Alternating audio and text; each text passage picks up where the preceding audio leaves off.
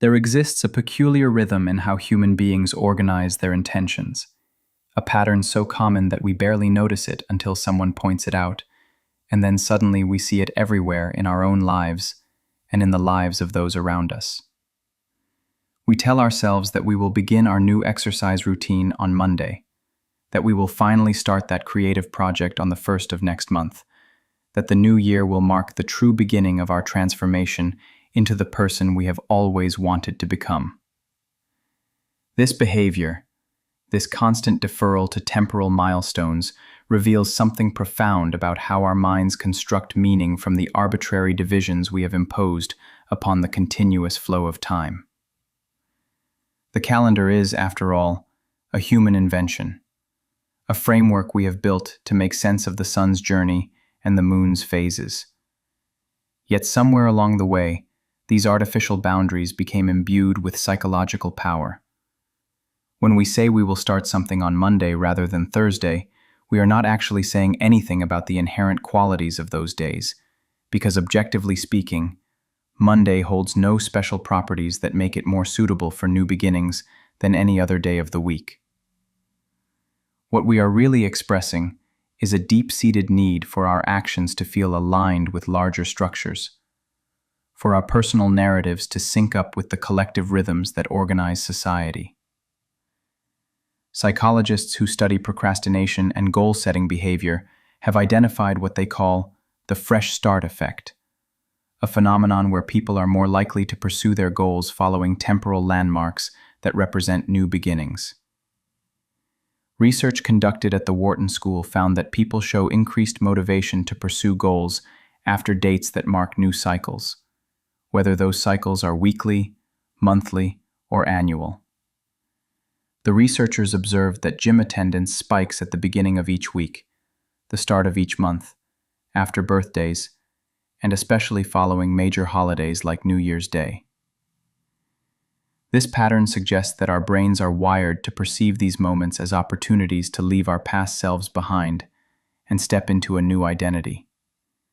As if crossing from December 31st to January 1st somehow allows us to shed our old patterns, like a snake shedding its skin.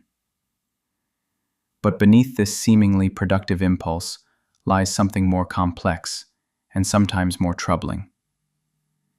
When we perpetually wait for the next Monday, the next month, the next year, we are often engaging in what therapists recognize as a subtle form of avoidance, a way of maintaining the comfortable feeling that we are people who have goals and intentions, while simultaneously protecting ourselves from the uncomfortable reality of actually pursuing those goals. The plan to start on Monday allows us to hold two contradictory states in our minds at once.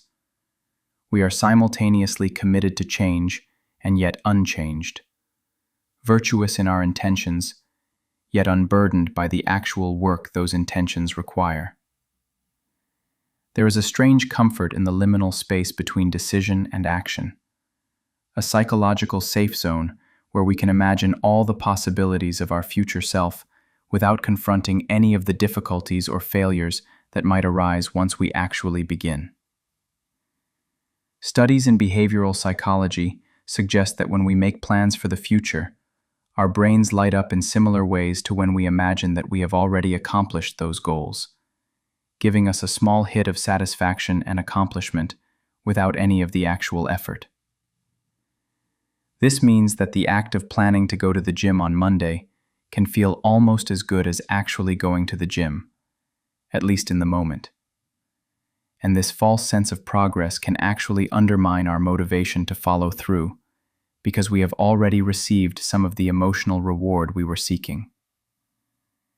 The phenomenon becomes even more interesting when we consider how it interacts with our sense of identity and self-narrative.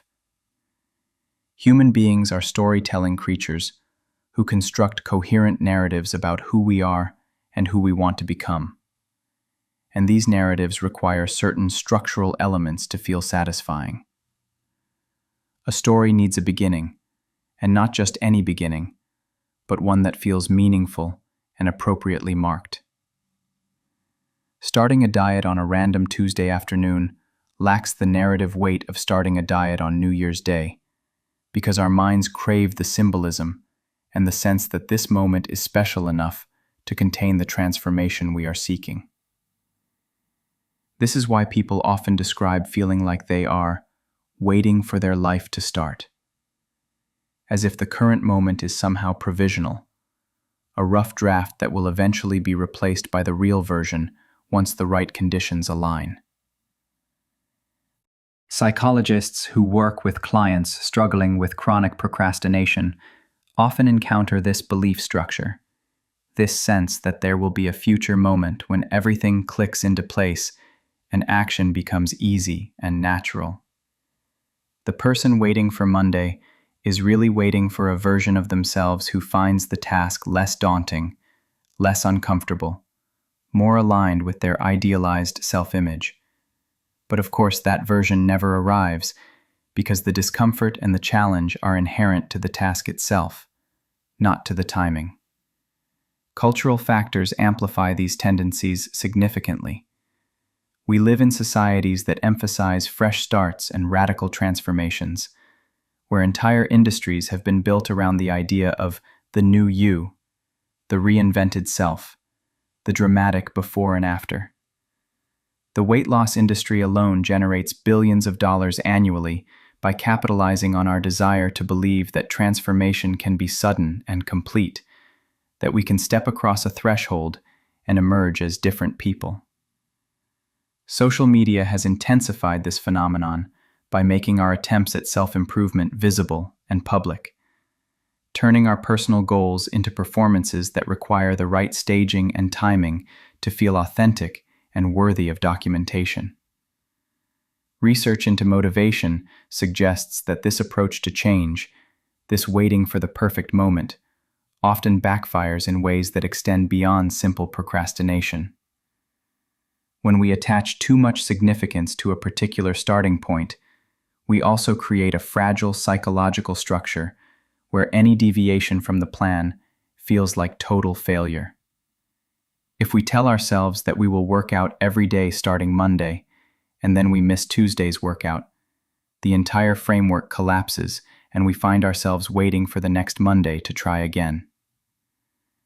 This all-or-nothing thinking transforms minor setbacks into existential crises, making it psychologically easier to abandon the goal entirely than to simply pick up where we left off on Wednesday afternoon. The underlying anxiety that fuels this pattern is worth examining closely, because it reveals fundamental tensions in how we relate to time and agency. When we defer action to Monday or January 1st, we are often attempting to manage the fear that comes with genuine commitment, the vulnerability of trying something difficult and potentially failing at it. By keeping our goals perpetually in the future, we protect ourselves from this vulnerability. But we also trap ourselves in a kind of temporal purgatory, where we never fully engage with the present moment because we are always oriented toward some future starting point that never quite arrives. In a way, that feels right. Neuroscience offers some insight into why our brains might be drawn to these temporal markers as catalysts for change. The prefrontal cortex, the part of our brain responsible for planning and executive function, is constantly making predictions about the future and evaluating whether current conditions are optimal for achieving our goals. When we perceive ourselves as being in the middle of a cycle, whether that is the middle of a week or the middle of a month, our brains tend to categorize the present moment as part of an ongoing narrative that is already in progress, making it psychologically harder to introduce a new element or change direction.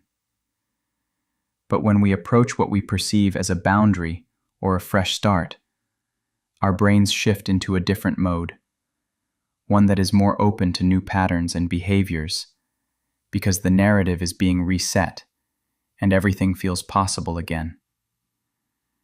The tragic irony of this cognitive pattern is that it often prevents us from recognizing that every moment is actually a potential beginning, that the power we attribute to Monday or the first of the month is a power we could access on any Thursday afternoon or weekend evening, if we chose to.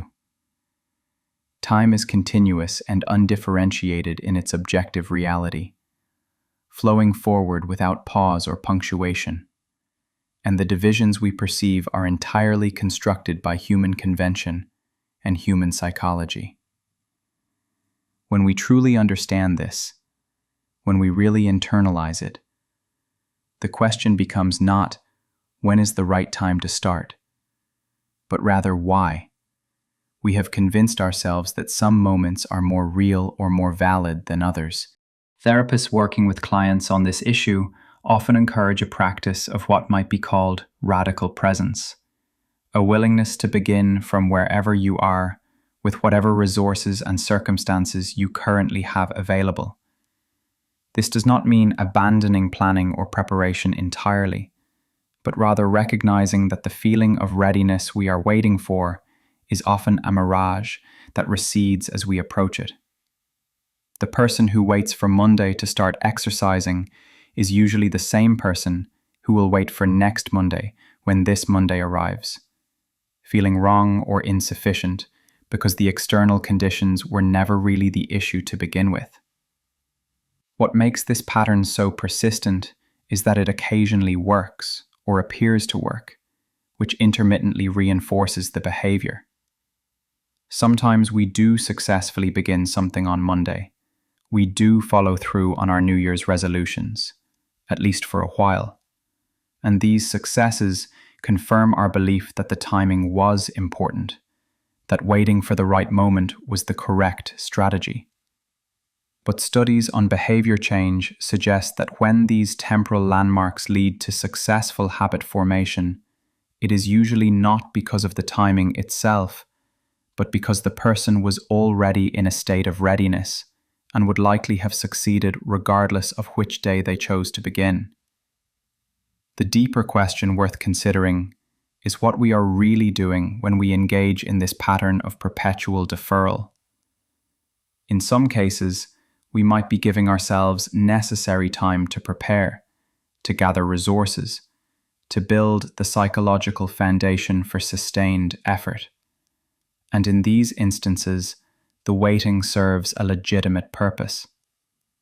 But more often, we are engaging in a form of magical thinking, hoping that the mere passage of time or the crossing of an arbitrary boundary will somehow make the task easier, or order make us more capable or more disciplined.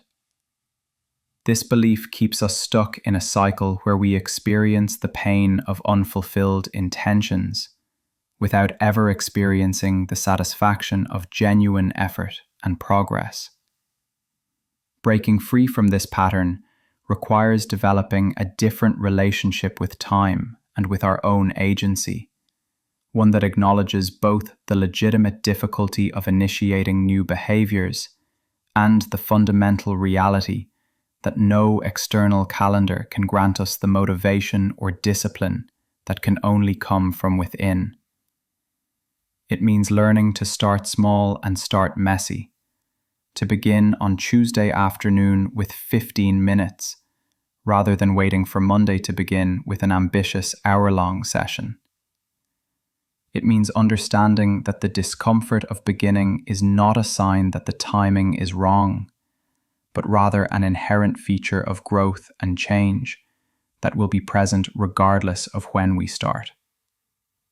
Perhaps most importantly, it requires cultivating compassion for ourselves and recognizing that this pattern, this waiting for Monday, is not a personal failing, but a deeply human response to the anxiety and uncertainty that accompany any attempt at self-transformation.